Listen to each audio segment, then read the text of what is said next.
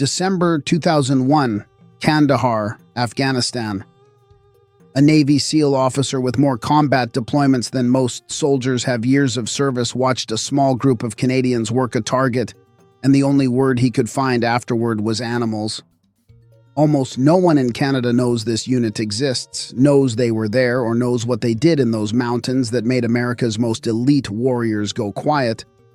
So what exactly did JTF2 do in the hills above Kandahar that turned a room full of Navy SEALs into believers? A Navy SEAL officer with more combat deployments behind him than most soldiers see in a full career sat down after an operation and said one word about the men he had just watched work. Not impressive, not professional, animals. In the world of special operations, that word is not an insult. It is the highest thing one operator can say about another. It means you watched someone do something in the cold, under pressure, in conditions you did not fully believe a human being could function through. The men he said it about were Canadian, and almost no one in Canada knows their name, knows they were there, or knows what they did in the mountains above Kandahar that winter to make a room full of Navy SEALs go quiet. This is that story. And by the end of it, you will understand exactly why those Americans never forgot it. Within days of the towers falling in New York City in September 2001, a locked room in Ottawa was already moving. No press conference, no announcement, no names in any newspaper. Canada's most classified military unit had begun preparing to deploy, and the people doing the preparing were not authorized to tell anyone where they were going. By December, the aircraft were loaded. The Americans they were about to fight alongside barely knew they existed, and the ones who did know were not sure what to expect. That uncertainty was about to become very expensive for them to hold on to. Afghanistan in December 2001 was coming apart at the seams in the best possible way for coalition forces. Kabul had fallen, the Taliban was fracturing, but fracturing is not the same as defeated, and the men doing the fracturing knew these mountains the way most people know their own backyard. Thousands of Al-Qaeda and Taliban fighters were moving south and east, bleeding into the Kandahar belt and up into the Tora Bora mountain network toward the Pakistani border. The terrain was enormous, cold beyond what most soldiers train for. Rocky ground that punished every step and swallowed sound and gave nothing back. Coalition command was scrambling to put the right people in the right places before those fighters disappeared completely into the night. And one of the units they were counting on, almost nobody in the coalition had ever seen operate. What America was about to find out about Canada's most secret soldiers would take years to become public. But it started here. Task Force K-Bar stood up in late 2001 under US Navy Commander Robert Harward, a SEAL officer who had built his career on the idea that small teams of exceptional people could do what large formations of average people never could. The task force pulled operators from 8 countries. The United States brought Navy SEALs, Germany sent the KSK, New Zealand contributed its SAS, Denmark, Norway, Turkey, and Australia all had skin in the game, and Canada sent a unit that almost nobody on the American side had ever seen operate, a unit that had never fought a war like this before, a unit whose very existence the Canadian government had only officially acknowledged 5 years earlier. Joint Task Force 2, JTF2. Standing up in April 1993 out of the RCMP's Special Emergency Response Team, based at a facility in Dwyer Hill, Ontario, just outside Ottawa, built for one purpose and one purpose only: to put the best possible soldiers into the worst possible situations and bring them home with the mission complete. The selection process was modeled on what the British SAS had built at Hereford. The standards were shaped by officers who had studied Delta Force's pipeline and decided that if Canada was going to have a unit like this, it was going to be the real thing or nothing at all. Historically, somewhere between 8 and 10% of candidates who begin selection make it through. Some years, that number is 0. The unit would rather be short on bodies than long on men who were not ready. And by December 2001, the product of that standard was stepping off an aircraft in Kandahar. The Americans just did not know what they were looking at yet. By December 2001, JTF2 had roughly 300 operators. Their primary mission up to that point had been domestic counterterrorism and hostage rescue, protecting Canadian soil, responding to crises that never made the news because the unit resolved them before anyone knew they existed. Afghanistan was different. Afghanistan was a war zone, high altitude, extreme cold, an enemy that melted into the terrain and reappeared somewhere else, and a coalition structure built around American firepower and American speed. Nobody on the American side had a clear picture of what the Canadians were bringing.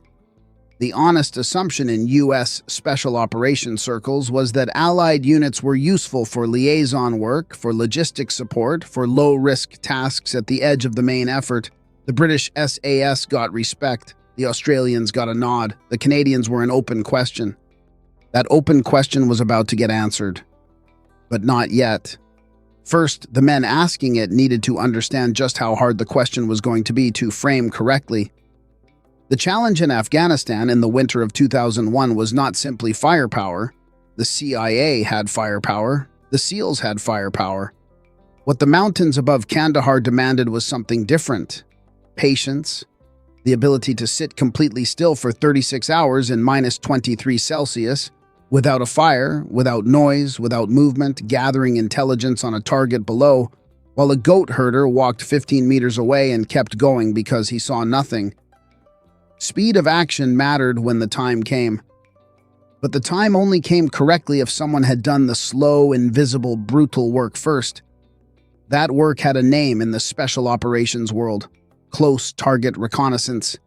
CTR and JTF2 had built its entire identity around it. The SEALs were about to find out what that looked like in practice, and what they found was going to stay with them for the rest of their careers. This is the part the American operators did not know walking in. They knew JTF2 existed, they had seen the paperwork, they had been briefed that a Canadian contingent was attached to the task force. What they had not been briefed on was the specific kind of discipline that JTF2 selection had built into its operators over years of training in Canadian winters, in Canadian wilderness, in conditions that were not designed to be comfortable or fair or survivable for the average person. What they had not been briefed on was that the quietest men at the table were sometimes the most dangerous ones. Commander Harward would come to understand this. The SEAL operators working the Kandahar belt that winter would come to understand it. And the understanding would not come from a briefing. It would come from watching. The men boarding that aircraft in December 2001 had nothing to prove to anyone. JTF2 did not operate on reputation. It did not advertise. Its operators were selected specifically because they performed the same way whether someone was watching or not. They were going to Afghanistan because there was a job that needed doing, and they were the ones built to do it. By the time Task Force K-Bar stood down in the spring of 2002, they would hold a commendation from the United States military that almost no Canadian citizen would ever hear about. The men who earned it would come home and say nothing. And somewhere in a mountain valley above Kandahar, two of those men were still a few weeks away from spending 36 hours completely still in the cold, watching a compound producing the intelligence that would redirect a SEAL assault team onto a target no one had found yet. That moment had not happened yet, but it was coming.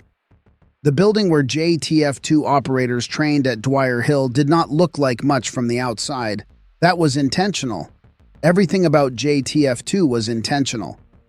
The location outside Ottawa was chosen because it was close enough to the capital to respond to a domestic crisis in under an hour and far enough away that nobody drove past it by accident.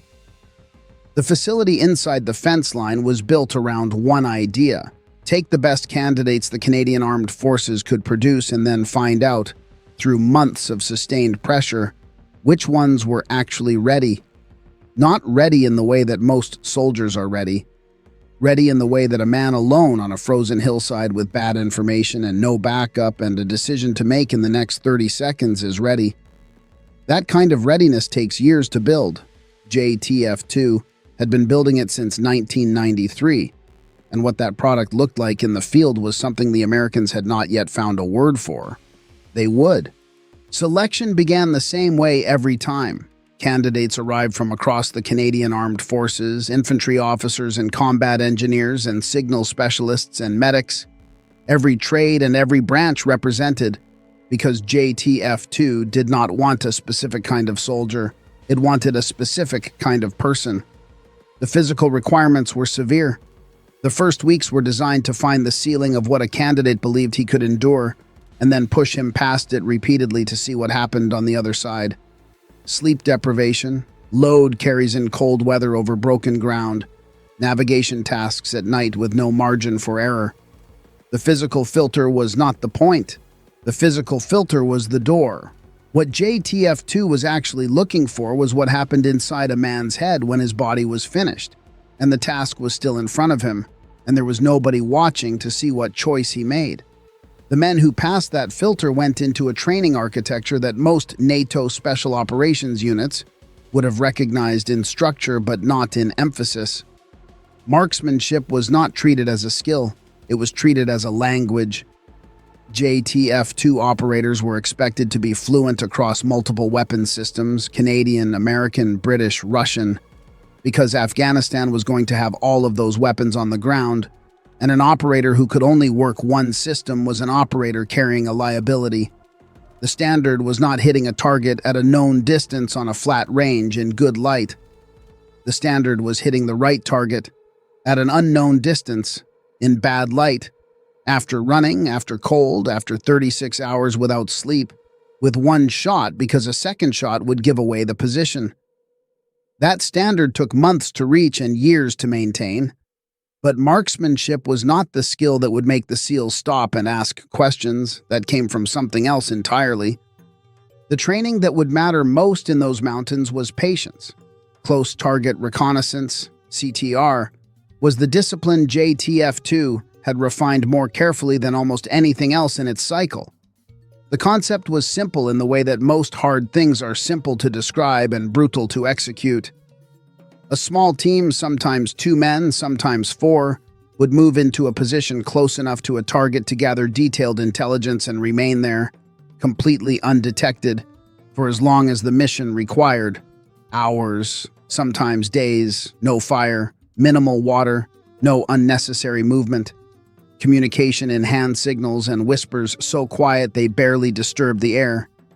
The Canadian winter was the training ground for this because the Canadian winter did not forgive poor technique. A man who moved when he should have been still left a track in the snow. A man who breathed too hard in cold air produced a vapor cloud that carried 50 meters in the right light. JTF2 trained these things out of its operators slowly, repeatedly, until the discipline was not a conscious act anymore, but something that lived in the body. In February 2002, 2 men who had been through exactly that training would lie completely still on a frozen Afghan mountain for 36 consecutive hours. That moment is still talked about inside special operations communities. But we are not there yet. The intelligence capacity built into JTF2 at the operator level was unusual even by Western special operations standards.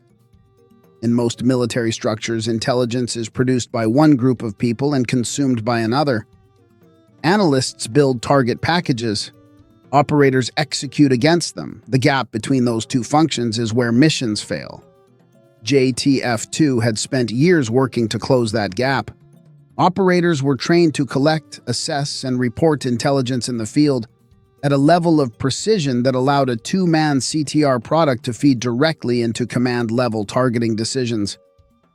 The man in the hide was not just a pair of eyes.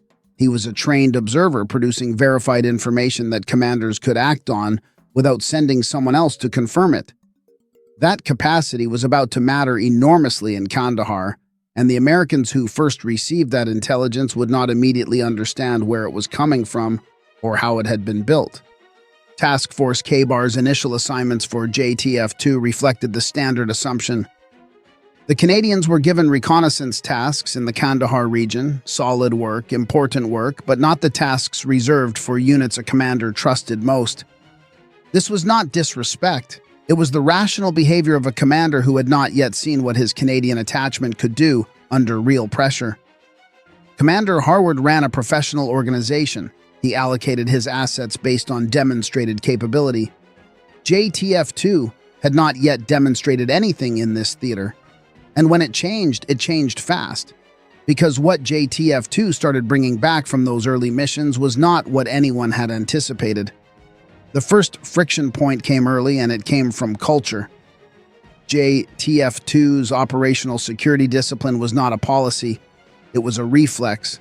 The unit did not share information outside the circle of need, and it defined that circle more tightly than most American liaison officers were comfortable with.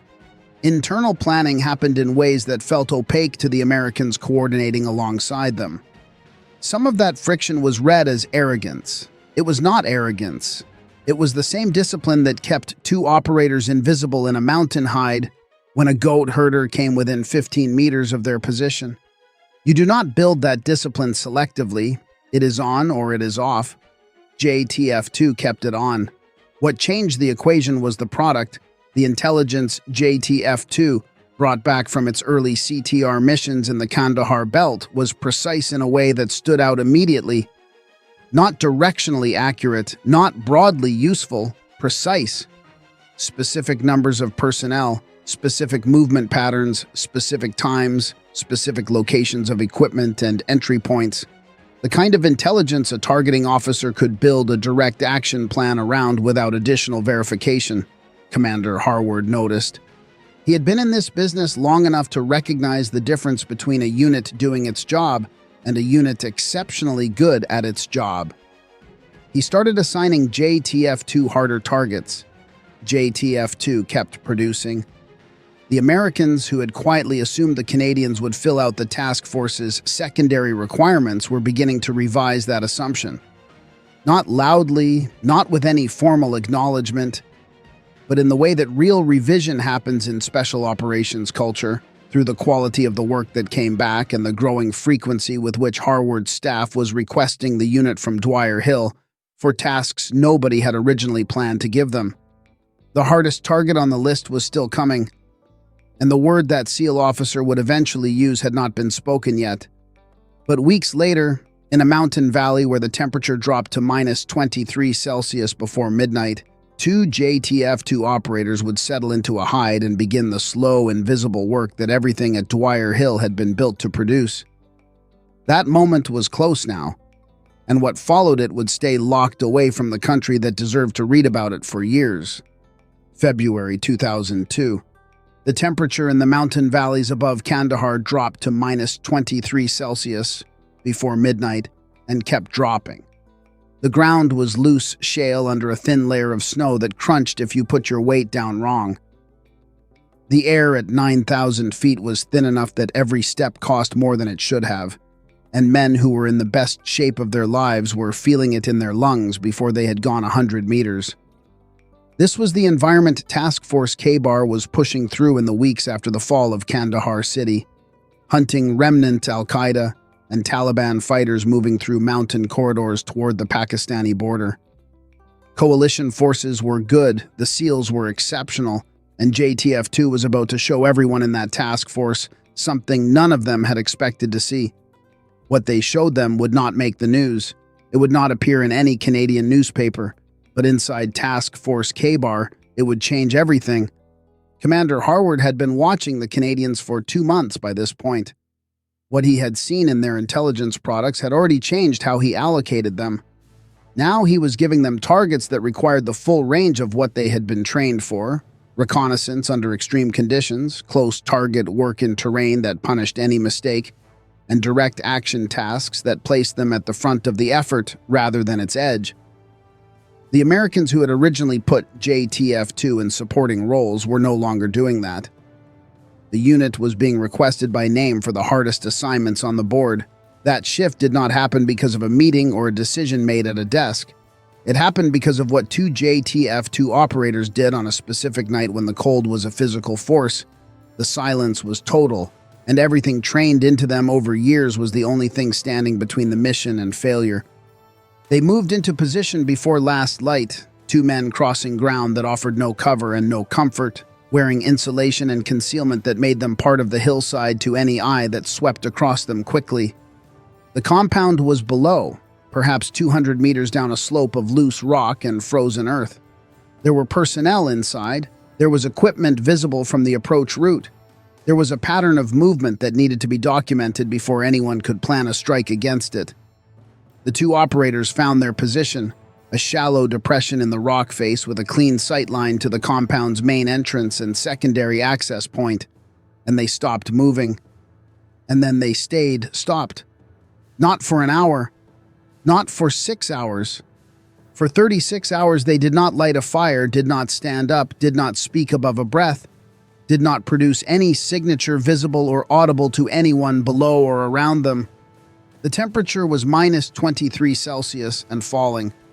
They were cold the way that cold stops being a sensation and becomes a condition, something you exist inside rather than something you feel.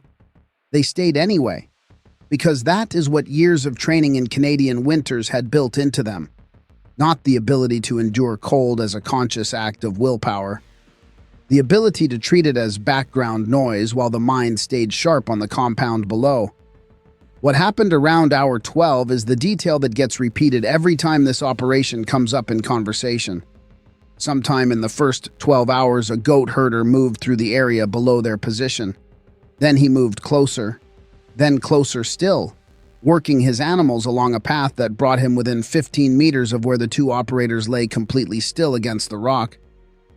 15 meters is not a long distance. It is shorter than most living rooms are wide. At that range, a man who coughs, who shifts his weight, who lets his breath out too hard in cold air and produces a visible vapor cloud, is a man who has compromised everything and everyone depending on him. Neither operator moved. The goat herder passed. His animals passed. The sound of them faded down the slope and the silence came back, and the two men kept watching the compound and kept recording what they saw.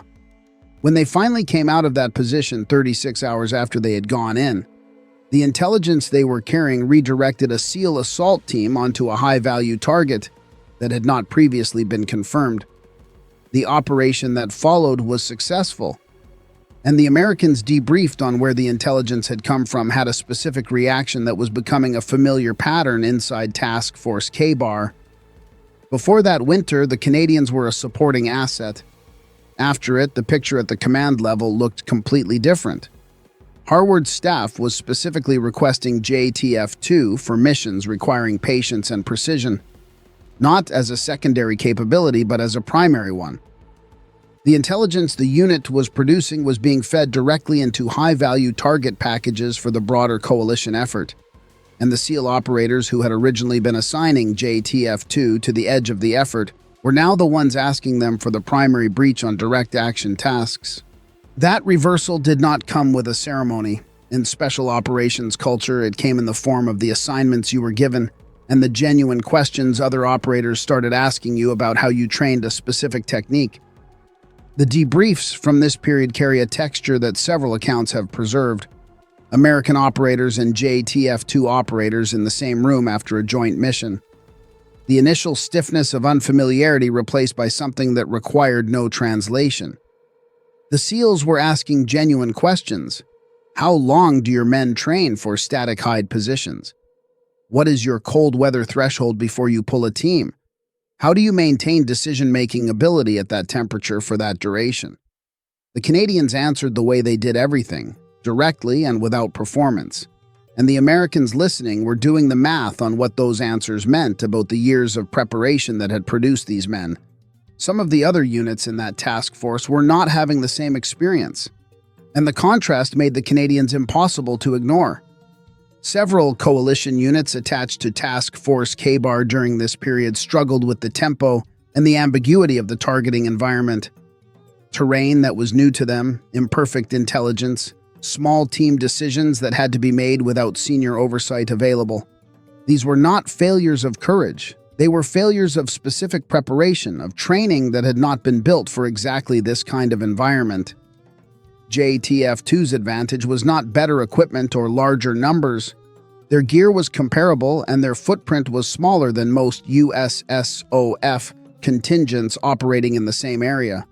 Their advantage was the selection filter and the culture that filter had produced over years. Men chosen for their ability to function under pressure alone, at night, when no one was watching and no one would know either way. While all of this was unfolding in the mountains above Kandahar, something else was happening in a neighborhood outside Ottawa that nobody was writing about. Families knew their husbands and fathers were in Afghanistan.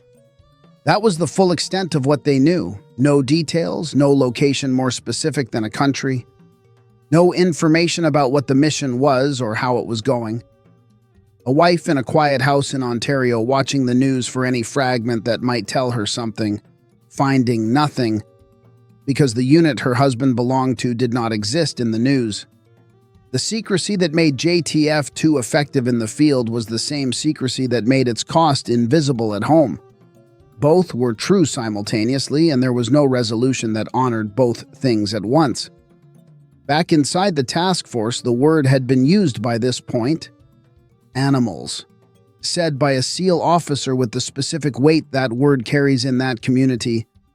Not as a general compliment, but as a precise assessment of something personally witnessed. It moved through Task Force K-Bar the way things move through small professional communities, quietly and completely, until it was simply the standing answer to the question of what the Canadians were. And somewhere in a secured room at the task force headquarters, Commander Harward was beginning to draft something that would eventually become one of the most significant documents in Canadian military history. The men it described did not know that yet. They were already on the next mission. And what Harward was writing was going to stay locked away from the country that deserved to read it for years. June 2002. Task Force K-Bar stood down after 7 months of continuous operations in one of the most punishing environments on Earth. The record was significant: 75 special reconnaissance missions, 12 direct action missions. Hundreds of cave and tunnel complexes searched and cleared. Weapons, ammunition, and equipment seized across the Kandahar belt and the mountain corridors leading east toward Pakistan. Al-Qaeda and Taliban fighters captured or killed in operations that would not appear in any public account for years. 8 nations had contributed to that work, and Commander Robert Harward believed one of them had performed at a level that deserved to be formally preserved in the record of the United States military. What he did next was almost unprecedented, and the country that should have celebrated it was not allowed to know it happened. The US Navy Unit Commendation is not given lightly. It is a formal acknowledgement from the United States military that a unit performed with such distinction in combat that the record of what they did needed to be preserved and honored permanently. Harward recommended it for Task Force K-Bar. JTF2 was included. It was one of the first times a Canadian unit had received this commendation from the United States Armed Forces. The citation used specific language about JTF2's contribution, language about professional performance at the highest level, about operators functioning in conditions beyond what most trained soldiers could sustain, about intelligence products that had directly enabled successful operations against high-value targets in the most hostile terrain in the theater. The commendation was classified when it was awarded. Canada was not told. The men who earned it came home to Dwyer Hill and went back to training. No ceremony. No speech from a Minister of Defense, no mention on the evening news. The families who had spent 7 months in quiet houses with incomplete information learned that their husbands and fathers were home, and that was the entirety of what the public record offered them. The document sat in a system the country whose soldiers had earned it could not access, and those soldiers went back to work. This is the part of the story with no easy resolution, because the acknowledgement Canada owed these men came slowly, and for most Canadians, it never came at all. There is no moment in the JTF2 story where the lights come up and the country stands and acknowledges what happened in those mountains. The acknowledgement came in fragments, years later, filtered through journalists like David Pugliese of the Ottawa Citizen, who spent years carefully assembling the public record of what Canada's most classified unit had done in Afghanistan. It came through portions of official documents that were eventually declassified. It came through former commanders who chose their words with precision and said enough that anyone paying close attention could understand the shape of what had happened without violating the obligations that still bound them. It came slowly and incompletely in the way that truths about classified military operations always surface. And for most Canadians, it never came at all. JTF2 returned to Afghanistan repeatedly through the mid-2000s, cycling operators through Kandahar and Helmand and the border regions as the war evolved and the targets changed. But the terrain remained exactly as unforgiving as it had always been, each rotation built on the one before it. The unit that had arrived in December 2001 as an open question in American mission planning returned to subsequent deployments as something entirely different, a requested asset. A unit whose name on a task force manifest carried specific meaning for every commander who saw it there. That meaning had been established in a 36-hour hide position on a frozen mountain in February 2002, and it did not diminish over time. What that deployment set in motion inside the Canadian military took a few years to fully show. But when it came, it was structural. In 2006, Canada established Canadian Special Operations Forces Command, CAN-SOFCOM, a dedicated command structure for all of Canada's special operations capacity.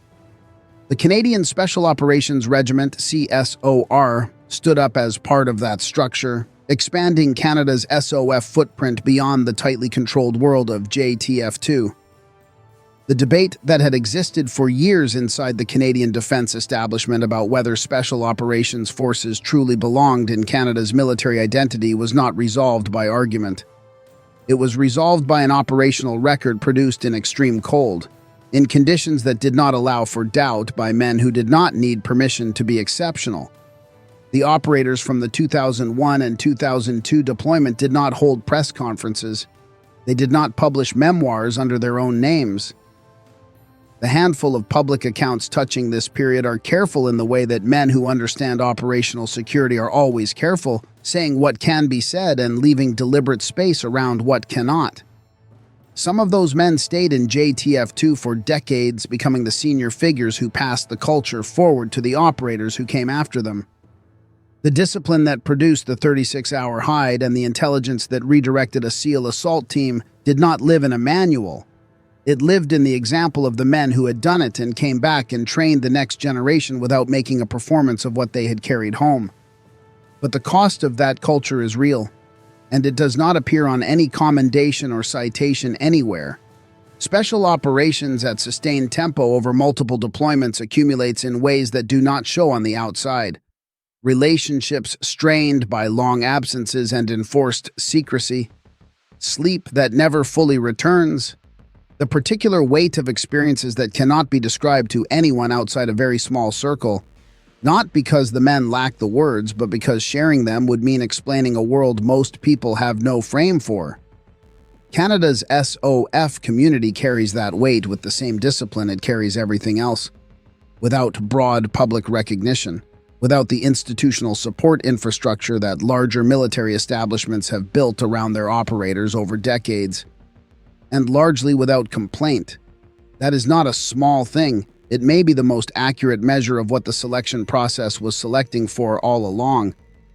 What the JTF2 story teaches about building something genuinely exceptional is not complicated, but it is demanding. The 8 to 10% who pass selection are not superior human beings to the 90 who do not.